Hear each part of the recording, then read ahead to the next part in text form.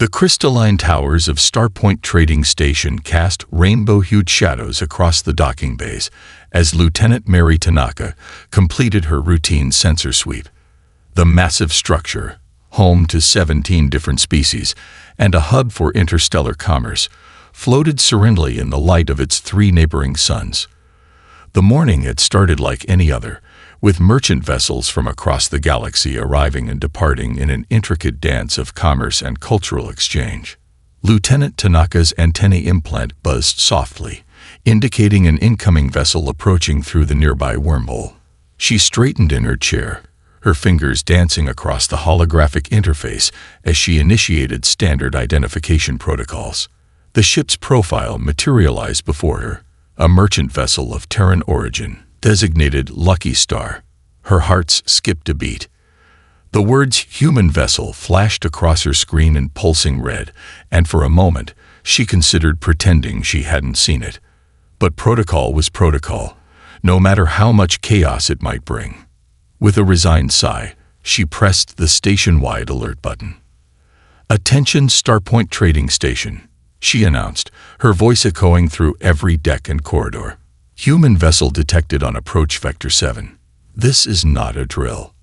Repeat, "This is not a drill." The reaction was immediate. In the Grand Bazaar, Valaxian crystal merchants hastily packed away their most fragile wares. The station's resident quantum engineers rushed to back up their latest experimental data. Even the usually stoic meditation masters of the 7th ring emerged from their chambers, their serene faces betraying hints of concern. Station Director Ixinra burst into the control room, all 6 eyes wide with alarm. "Lieutenant, please tell me you're joking," they chittered, their crystalline exoskeleton reflecting the room's blue emergency lights. "I wish I were, Director," Tanaka replied, pulling up the vessel's full specifications. "It's a Class C merchant ship, crew of 5. They're requesting standard docking privileges." "Deny it," Ixinra demanded. "Tell them we're under quarantine. They're carrying Earth spices and coffee, Director." Tanaka winced as she delivered this additional news. "And they've already noted that our quarantine beacons aren't active." The Director's crystalline form shifted colors rapidly, a sign of severe stress. Humans. Why did it have to be humans? Last time they visited Station 9, they solved a pest problem by... They couldn't even finish the sentence. By converting the station's waste recycling system into a harmless but highly effective pest removal system, Tanaka completed. It worked, technically. It turned the entire station's atmosphere pink for a week. Sinra's color settled on a worried amber. "What are their exact coordinates?" Tanaka checked the readings again and felt her own anxiety spike. They're already here, Director. They've matched velocity with the station and are requesting docking at Bay 17. Through the vast observation window, they could see the Lucky Star now, its hull gleaming in the triple sunlight. It was a modest vessel by any standards, its design more practical than threatening. But every being on the station knew that with humans, appearances meant nothing. They had a way of turning the ordinary into the extraordinary, usually with explosive results. "Alert medical to standby," Director Ixinra ordered, their crystalline form now pulsing with resigned acceptance. "Notify engineering to prepare for creative solutions, and someone contact our insurance provider. We'll need to activate the human interaction clause." As Tanaka relayed the orders, she noticed something on her scanner. A ghost of a reading, something that wouldn't have been visible if she hadn't recently upgraded her sensors with some unusual modifications. She enhanced the signal, her eyes widening as the data resolved itself. The humans weren't the only ones arriving today. And suddenly, their presence didn't seem like the biggest problem anymore. She looked up at Director Ixinra, wondering how to tell them that what they thought was going to be a very bad day was about to get much, much worse. The Grand Bazaar of Starpoint Trading Station erupted in a flurry of activity as merchants and visitors alike responded to the human arrival alert. Gossip spread faster than subspace communications, carried on worried whispers and excited chirps through the marketplace's winding corridors. Did you hear about what happened at Centauri Hub last month? A Malorian merchant wrapped her tentacles protectively around her collection of singing crystals as she spoke to her neighbor. A single human engineer ended up solving their reactor crisis. That doesn't sound so bad, replied the younger Malorian apprentice, carefully arranging protective fields around their most delicate wares. The solution involved 3 coffee makers, a vintage Earth music device called a boombox, and what they called interpretive dance. The reactor now hums Earth songs when it's running at peak efficiency. Near the spice merchant's quarter, First Officer Isabella Rodriguez's name rippled through conversations like a legendary ghost story. 6 cycles ago, she had saved Station 9 from a catastrophic systems failure using nothing but standard maintenance equipment and what humans called duct tape. The station still worked perfectly, though no one quite understood how, and the maintenance robots had developed what the humans called personality. In the station's bustling engineering hub, Chief Engineer Vix gathered her team for emergency preparations. Holographic displays showed the approaching Lucky Star, while archives projected footage of previous human innovations across the curved walls. Remember, Vix instructed, her bioluminescent patterns flickering with emphasis. They're not dangerous. They're just creative. Last time humans visited, they improved our waste reclamation system's efficiency by 300%. Didn't that also make all the water taste like something called mint chocolate chip for a month? Asked one of the junior engineers. A small price to pay for innovation, Vix replied, though her color pattern suggested she hadn't enjoyed the flavor. Now secure all experimental equipment and update your insurance forms. And someone please lock down the coffee storage. We don't need a repeat of the Grande Mocha incident. Lieutenant Tanaka's voice crackled over the station's comm system again. Attention all departments. Lucky Star crew manifest received. Captain Diana Patil and Engineer Lucia Reyes are listed as senior crew members. Yes, that Lucia Reyes. A collective gasp echoed through the engineering hub. Everyone knew about Lucia Reyes. She was the one who had turned a standard food synthesizer into what humans called a probability manipulator during the Andromedan crisis. It had worked, technically, though nobody quite understood how, and the synthesizer now occasionally produced dishes from 5 minutes in the future. In the station's insurance office, Administrator Zena Jax was already filing emergency paperwork. She had created a special human interaction clause after their first visit 3 cycles ago. The underwriters had laughed at her then. They weren't laughing anymore. Add additional coverage for reality distortion, she muttered to her AI assistant, and increased the quantum uncertainty parameters by at least 50%. Meanwhile, Director Xinra had retreated to their private office, accessing the classified records of human encounters across the galaxy. The files read like adventure stories written by a mad physicist, impossible solutions that somehow worked, disasters turned into innovations, and chaos transformed into progress through methods that defied traditional science. A soft chime interrupted their reading. Lieutenant Tanaka's voice came through on the private channel, tense and controlled. Director, about that anomalous reading I detected, it's not just a sensor ghost. We have confirmation. Multiple stealth signatures trying to mask themselves in the Lucky Star's approach vector. Xinra's crystalline form shifted to deep indigo with concern. Raiders. Worse, Tanaka replied. It's the Golden Claw. And sir, they're not here for our usual trade goods. Intelligence suggests they're after something specific, something in Vault Zero. The director's form briefly turned transparent, a sign of pure shock. Only 3 beings on the station knew what was kept in Vault Zero. And if the Golden Claw was after it, the humans' arrival might not be their biggest problem after all. Or perhaps, Xinra realized with growing unease, it might be exactly the solution they needed. The Lucky Star docked with a precision that surprised everyone watching in the control room. Lieutenant Tanaka had expected the usual human approach, what they called stylish flair, and what most species called heart-stopping terror. But Captain Diana Patel guided her ship into Bay 17 with graceful efficiency. See, Captain Patel's cheerful voice came through the comm system. Smooth as silk, just like I promised. Though I did consider trying the triple spiral approach I learned from the Centaurian drift races. Engineer Lucia Rice's voice chimed in from the background. Maybe next time, Cap. I just got the gravitational compensators singing in harmony. Literally singing. They're doing Earth jazz now. Director Xinra's crystalline form flickered between worried amber and resigned blue as they watched the docking procedures complete. Through the observation windows, they could see the Lucky Star's airlock cycling. Lieutenant Tanaka, are the containment protocols in place? Yes, Director. Though I'm not sure how effective they'll be if the humans decide to get creative. The airlock doors opened with a soft hiss. Captain Patel stepped out first, her dark hair tied back in a practical parade, wearing what appeared to be a standard merchant captain's uniform modified with dozens of pockets. Each pocket bulged with what the station's sensors identified as miscellaneous useful items, a phrase that made the security systems extremely nervous.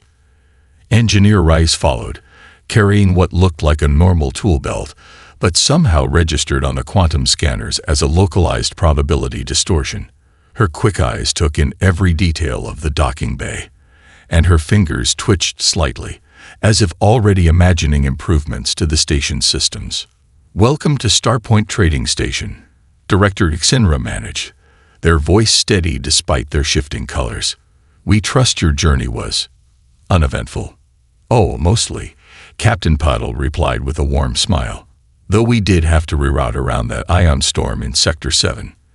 Lucia had this brilliant idea involving our coffee maker and the backup navigation array. Please, Xinra interrupted hastily. No details necessary. Your docking fees have been processed, and we've assigned you the requested trading booth in the Grand Bazaar. Though perhaps, given recent events, we should discuss. A loud clang interrupted them as more crew members emerged from the Lucky Star. A young woman in cargo handler's gear was managing an anti-grav sled loaded with crates. Captain, the special beings are already trying to escape their quantum containment fields again. Those would be our premium Arabica beans, Paddle explained to the increasingly worried director. They got a bit excited during the ion storm detour. Something about the probability fluctuations really perks them up. Lieutenant Tanaka watched the exchange on her security feeds while simultaneously tracking the ghostly signatures lurking just outside standard sensor range. The Golden Claw ships were still there, waiting. She needed to alert the captain about the threat, but protocol demanded discretion. The contents of Vault Zero were too sensitive to discuss openly. Captain Patel, she interjected smoothly, perhaps you and Engineer Reyes would like a tour of our security systems. We've made some interesting upgrades since your last visit to this sector. Lucia Rice's eyes lit up with the kind of enthusiasm that usually preceded station-wide system improvements. Oh, have you installed those new quantum-locked plasma conduits? I have some ideas about how to increase their efficiency using this great coffee brewing technique we discovered. Actually, Tanaka cut in, catching Director Xinra's panicked color shift. I was thinking more about our defensive capabilities, particularly our stealth detection systems. Captain Patel's expression shifted subtly. The cheerful merchant's smile remained, but her eyes sharpened with understanding. Ah, those kinds of systems. You know, it's funny you should mention that. During our approach, our coffee maker started producing espresso without anyone pressing the button. It only does that when there's significant cloaked mass nearby. Director Xinra's form crystallized in shock. Your coffee maker detects cloaked ships. Oh, all sorts of things affect coffee brewing, Paddle replied casually. Solar flares, quantum fluctuations, illegal stealth technology. Would you like a cup? It might help us discuss these security systems more productively. Captain Diana Patel's coffee prediction proved unnervingly accurate. The security briefing in Director Xinra's office had barely begun when the station's lights flickered and died, plunging them into the ethereal glow of emergency backup systems. Lieutenant Tanaka's hands flew across her portable console. Multiple ships to cloaking. 7. No, 9 vessels. Golden Claw signatures confirmed. Through the office's panoramic windows, sleek warships materialized against the starfield like predatory fish emerging from dark waters. Their hulls gleamed with stolen technology, a patchwork of superior engineering taken from a dozen different species. "Her broadcasting," Tanaka announced, her voice tight with tension. A holographic figure materialized in the center of the office. Commander Vex of the Golden Claw, his cybernetic enhancements glinting in the emergency lighting. "Starpoint Station, your defensive systems have been compromised. Your communications are blocked. Surrender now, and we'll ensure minimal casualties." Director Xinra's crystalline form pulsed with barely contained panic. "What are your demands?" "Simple. Give us access to Vault Zero, and we'll leave your station intact." Vex's mechanical eye scanned the room, fixing on the humans. "Interesting. I didn't expect to find Terran merchants here. No matter. Your reputation for chaos won't help you now." Engineer Lucia Reyes, who had been quietly sipping her coffee throughout the entire exchange, suddenly straightened. "Sorry, did you say our reputation for chaos won't help?" "Captain, I think he just challenged us." "Certainly sounds that way," Paddle replied, a familiar glint in her eye. "Lieutenant Tanaka, what's the nearest maintenance access point to engineering?" "Through the quantum storage room," but Tanaka stopped, recognizing the expression that had just appeared on both humans' faces. It was the same look that preceded the great coffee incident at Station 9. "Oh no." "Oh yes." Reyes grinned, already pulling tools from her probability warping tool belt. "Captain, remember that thing we did during the Andromedian crisis? The one with the coffee maker and the quantum uncertainty generator? I was thinking more like the thing with the maintenance bots and the spare communication arrays." "Even better." Patil turned to Director Xinra, whose crystalline form had taken on a fascinating shade of worried purple. "Director, I'm going to need access to your maintenance systems, 3 pounds of coffee beans, and every spare communication array you can find." Commander Vex's hologram crackled with static. "Whatever you're planning, it won't work. We've studied every known defense system. We've countered every possible response." "That's the wonderful thing about humans," Paddle replied, her grin widening. "We specialize in impossible responses." "Lucia, how long will you need?" "With standard engineering protocols, 6 hours. With coffee-powered improvisation, 20 minutes. Tops." Director Xinra's form flickered between colors so rapidly they created a strobe effect. 20 minutes. The station's primary systems are locked down. Our quantum-encrypted security grid is completely offline. How could you possibly? "Oh, that reminds me." Reyes interrupted, pulling what looked like a modified coffee grinder from her tool belt. "We'll also need access to your quantum encryption nodes. I have some ideas about using caffeine molecular structure as a temporary replacement for quantum keys." Lieutenant Tanaka watched in fascination as the humans began rapidly unpacking equipment that shouldn't have fit in their pockets. "Director, should we stop them?"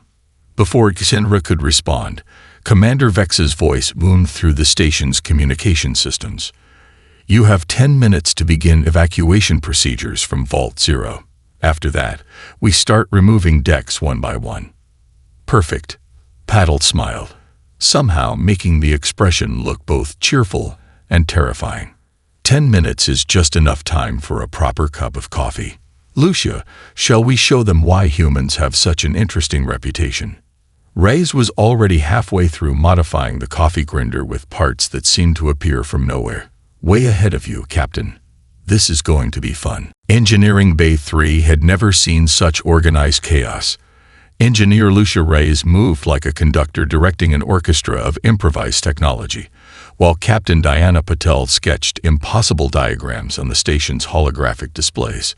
"The encryption nodes are quantum locked," Lieutenant Tanaka protested, watching Reyes connect the modified coffee grinder to the station's main power grid. "You can't just bypass them with, is that a coffee filter made of gold?" "Rose gold, actually," Reyes corrected, threading iridescent wires through the filter. Better conductivity when paired with Arabian dark roast. Captain, how's that probability matrix coming along? Patel looked up from her work, where she'd somehow transformed a standard maintenance diagram into a series of interlocking coffee cup rings. Almost there. The quantum variance in these beans is perfect for what we need. Did you know that coffee molecules can exist in 17 different quantum states simultaneously? Director Xinra's crystalline form had settled into a resigned shade of blue. That's not possible. Coffee molecules can't. Oh, normally they can't, Patel agreed cheerfully. But these beans went through that ion storm, remember? Speaking of which, Lucia, make sure you calibrate the resonance frequency to match the storm's harmonic pattern. Through the station's windows, the Golden Claw fleet maintained their threatening formation. Commander Vex's voice crackled through the compromised communication system. 5 minutes remaining. Your attempts at resistance are futile. You know what I love about that word? Rides asked, connecting the last set of wires to what appeared to be a dancing coffee cup screensaver. Futile. It's such a challenge. Lucia, pass me that quantum spanner. Lieutenant Tanaka watched in fascination as the engineer attached the tool to the coffee grinder. That's not a quantum spanner. That's a coffee stirrer. It is now both simultaneously, Patel explained, making a final adjustment to her diagram. Quantum superposition. The same principle we're about to apply to the entire station's defense grid. Ready for a science lesson, Commander Vex. The pirate leader's hologram flickered to life in Engineering Bay 3, his cybernetic eye narrowing at the bizarre assembly of equipment. What are you doing? Well, Patel began, in the tone of someone about to share an exciting discovery. It turns out that when you combine quantum encrypted networks with caffeine molecules that have experienced temporal displacement through an ion storm, you get some really interesting effects. Lucia, would you like to demonstrate? Reyes flipped a switch on her modified coffee grinder. For a moment, nothing happened. Then the station's lights began pulsing in a rhythm that somehow reminded everyone of jazz music. You see, Patel continued, as holographic displays throughout the station began showing dancing coffee cup patterns. When you introduce quantum uncertain caffeine into a locked security system, it creates what we like to call a probability cascade. Right about now, your ship's sensors should be detecting something interesting. Commander Vex's hologram flickered violently. What are you doing to our systems? Oh, nothing much, Rise replied, adjusting what looked suspiciously like a coffee cup coaster. We're just introducing your stealth technology to the quantum uncertainty principle of coffee. Your ships currently exist in a superposition of every possible location within a 1,000-kilometer radius. Fun, isn't it? Through the windows, the Golden Claw ships began to flicker and shift, appearing to be in multiple places at once. Their precise formation dissolved into chaos as each vessel's sensors reported conflicting positions for every other ship in the fleet. 3 minutes to full quantum caffeine saturation, Patel announced cheerfully. I'd suggest powering down your weapons before your targeting systems try to fire at all possible positions simultaneously. That could get messy. Director Xinra's form had shifted to a previously unseen color of amazed disbelief. This is impossible. This breaks at least 7 laws of physics. 8, actually, Rise corrected, taking a sip from a fresh cup of coffee. But don't worry, we filed the paperwork for temporary physics exemptions. They should be approved retroactively any minute now. The quantum uncertainty field spread through space like ripples in a cosmic coffee cup. On the main viewing screen, the Golden Claw fleet sparkled and shifted, each ship appearing to occupy dozens of positions simultaneously. Commander Vex's hologram flickered between expressions of rage and confusion, his image splitting and recombining as the quantum coffee effect reached his communication systems. What have you done? His voice echoed with multiple temporal harmonics. Our targeting systems are currently experiencing a caffeine-induced probability storm. Engineer Lucia Rice finished, adjusting her modified coffee grinder with casual expertise. Don't worry, the hallucinations are completely normal. Side effect of quantum uncertain coffee particles interfacing with your neural networks. Lieutenant Tanaka's sensor displays had transformed into a spectacular light show of overlapping ship signatures. Captain Patel, their weapons are powering up. They're trying to fire at every possible target location simultaneously. Patel nodded, looking remarkably calm as she sipped her coffee. That's going to be interesting. Lucia, how's our quantum harmonic resonance?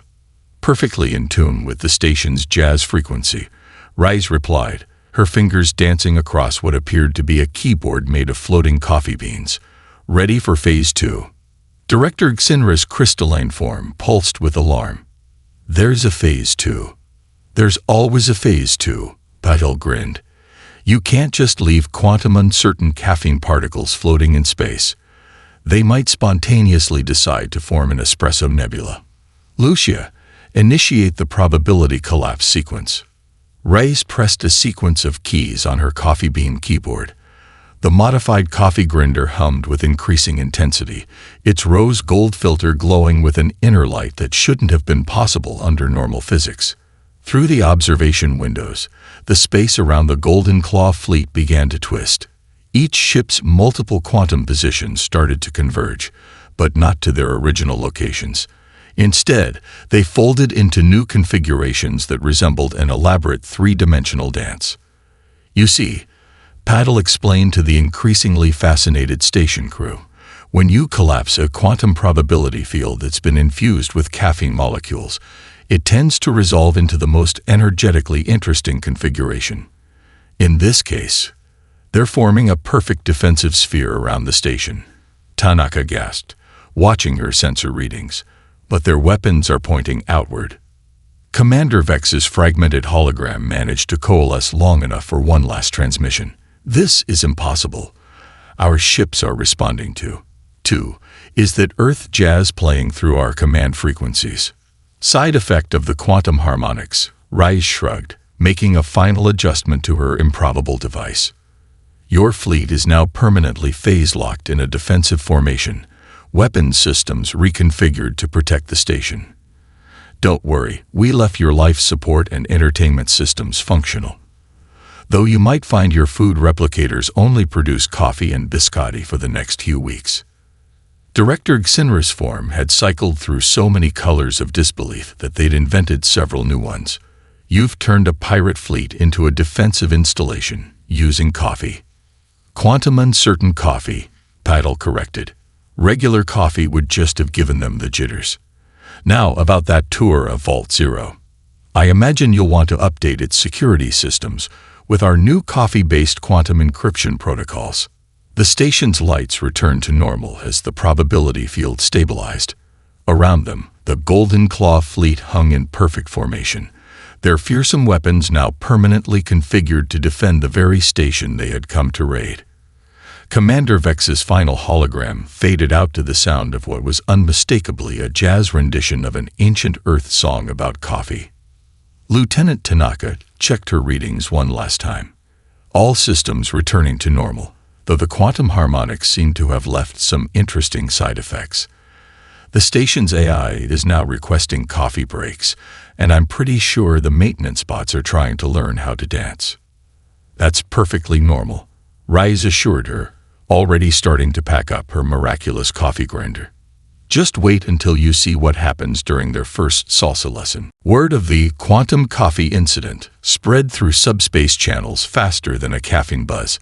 In the Grand Bazaar of Starpoint Trading Station, merchants had already begun selling commemorative cups that somehow existed in multiple probability states until you tried to drink from them.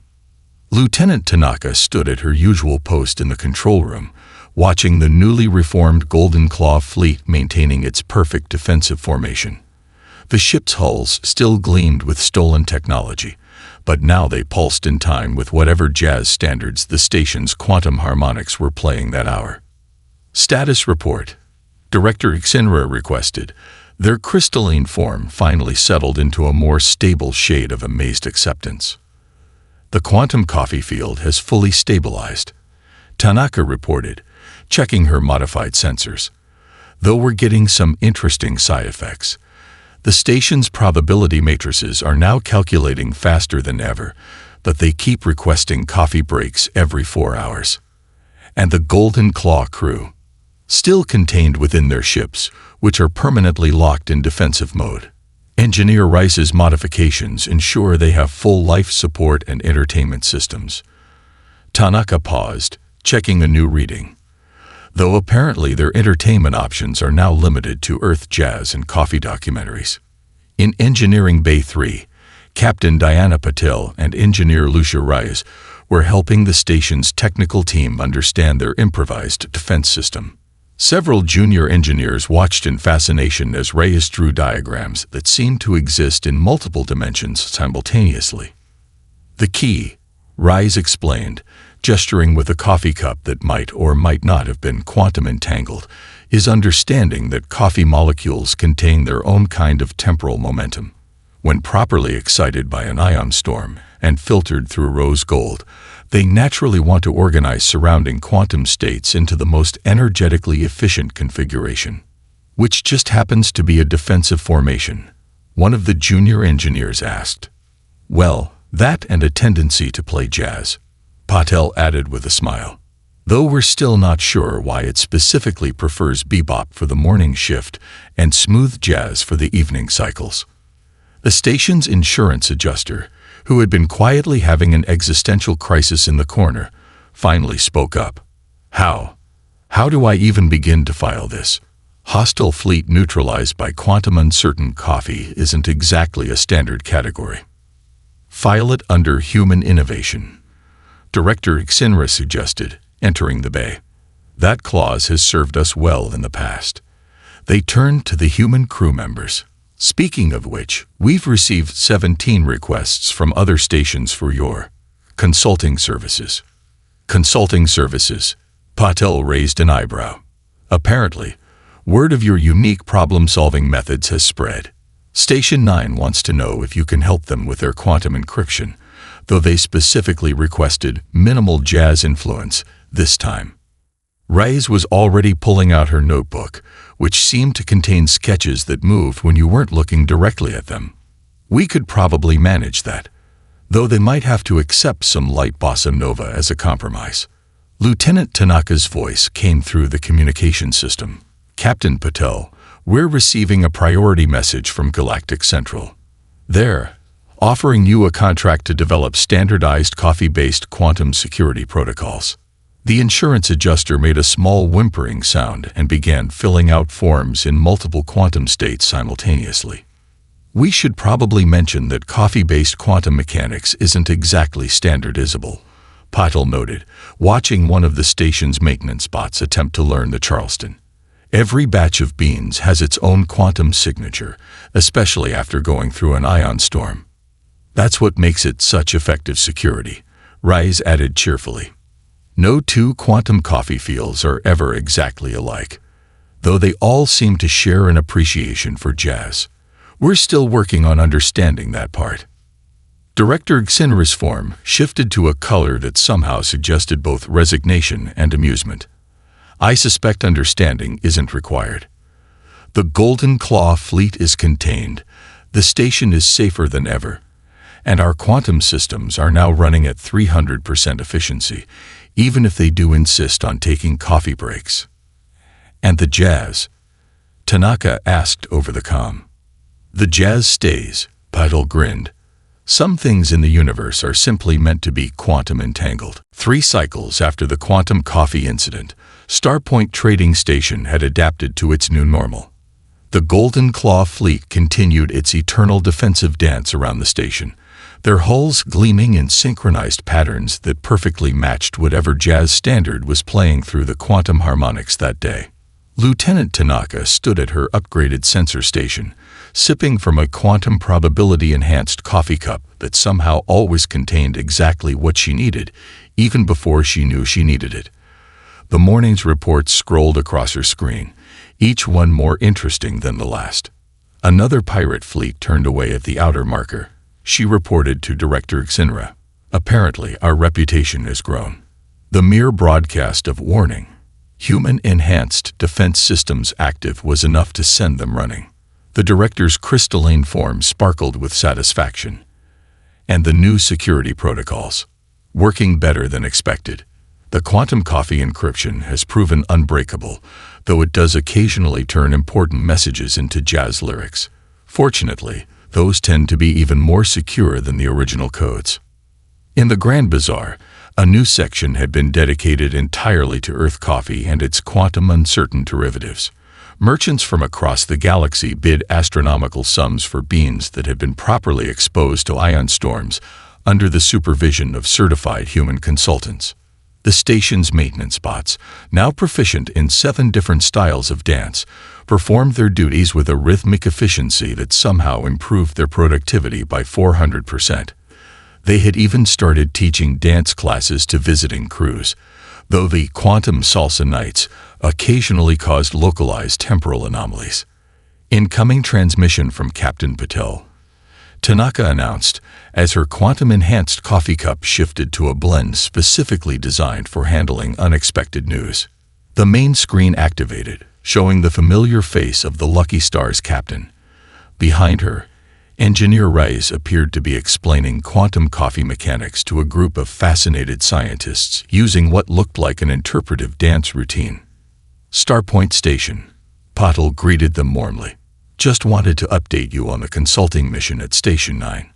Good news, we've successfully implemented the coffee-based quantum security system. Interesting news. Their waste recycling system now produces its own smooth jazz soundtrack. Director Xenris' form shifted to a now familiar shade of resigned amusement. Any other unexpected developments we should know about? Well, Rice chimed in, pausing her dance lecture. We discovered that when you combine quantum uncertain coffee with their new artificial gravity systems, it creates what we're calling groove gravity. The entire station now has a subtle swing beat to its orbital pattern. The stellar cartographers are thrilled, Patil added. Apparently, it's made their calculations much more rhythmically interesting. Tanaka checked her latest readings of Starpoint's own systems. Our quantum harmonics are picking up their beat.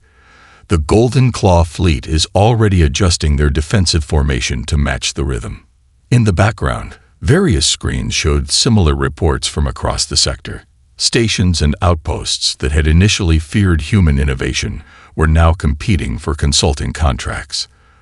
The Galactic Standards Bureau had been forced to create an entirely new classification system just to handle coffee-based quantum mechanics, though their attempts to standardize jazz influences had met with limited success. We're heading back your way, Patil announced. Picked up some interesting new coffee beans from the Carina Nebula. Something about the quantum resonance there gives them a fascinating temporal aftertaste. Thought we might experiment with their effect on your probability matrices. Director Xenris' form briefly flickered with concern, but their voice held only warm acceptance. You're always welcome here, Captain.